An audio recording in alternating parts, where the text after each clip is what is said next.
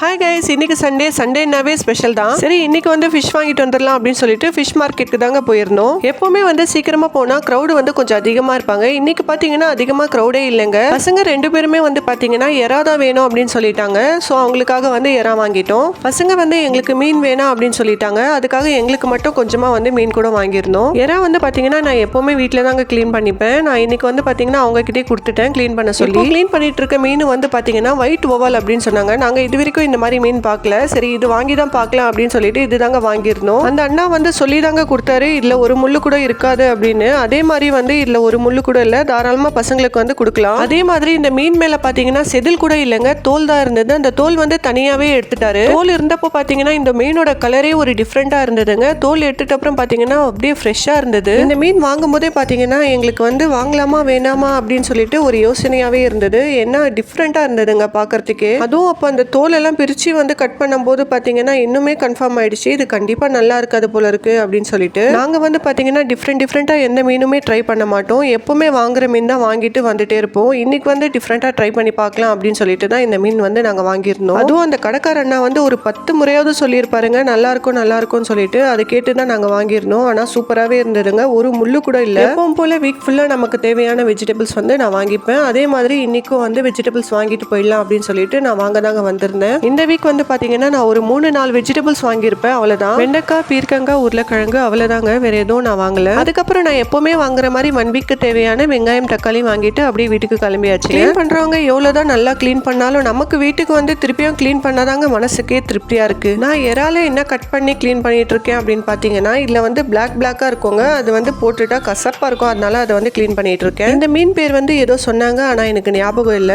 மத்தி மாதிரி தான் ஏதோ ஒரு டைப். இது வந்து நான் அங்கே கிளீன் பண்ணல, ஏன்னா அங்கே கிரௌட் வந்து அதிகமா இருந்ததுங்க. அதனால நான் வீட்டில் போய் கிளீன் பண்ணிக்கலாம் அப்படின்னு சொல்லிட்டு அப்படியே எடுத்துட்டு வந்துட்டேன். இந்த மீன் வந்து குழம்பு வச்சா நல்லா இருக்கும் அப்படின்னு சொன்னாங்க. நான் வந்து ஃப்ரை தான் பண்ணி பார்க்க போறேன் எப்படி இருக்கு அப்படின்னு. எறாவும் மீனும் கிளீன் பண்ணியாச்சுங்க. இப்போ ரெண்டுமே வாஷ் பண்ணிட்டு சமைக்க ஆரம்பிக்க வேண்டியதான். மீன் வந்து வாஷ் பண்ணி நான் மசாலா தடவி வச்சுட்டேங்க. இப்போ எறா தான் வந்து வாஷ் பண்ணி சமைக்க போறேன். மீன் வந்து நான் இன்னைக்கு ஃப்ரை பண்ண போறது இல்லைங்க, நாளைக்கு தான் வந்து ஃப்ரை பண்ண போறேன். இன்னைக்கு வந்து தொக்கு தான் செய்ய போறேன். இந்த தொக்கு எப்படி செய்யறேன் அப்படின்னு சொல்லிட்டு நான் உங்களுக்கு லாங் vlogல அப்லோட் பண்றேன். நான் இந்த எறா தொக்கு கூட ரசம் தாங்க செஞ்சிருந்தேன், ரொம்பவே டேஸ்டா இருந்தது. உங்க வீட்டில் சண்டே ஸ்பெஷல் என்ன அப்படின்னு சொல்லிட்டு எனக்கு கண்டிப்பா கமெண்ட்ல சொல்லுங்க. இந்த வீடியோ உங்களுக்கு கண்டிப்பா பிடிச்சிருக்கும் அப்படின்னு நினைக்கிறேன். நெக்ஸ்ட் ஒரு இன்ட்ரெஸ்டிங்கான வீடியோல பார்க்கலாம். மறக்காம நம்ம சேனலை சப்ஸ்கிரைப் பண்ணிடுங்க, லைக் பண்ணுங்க.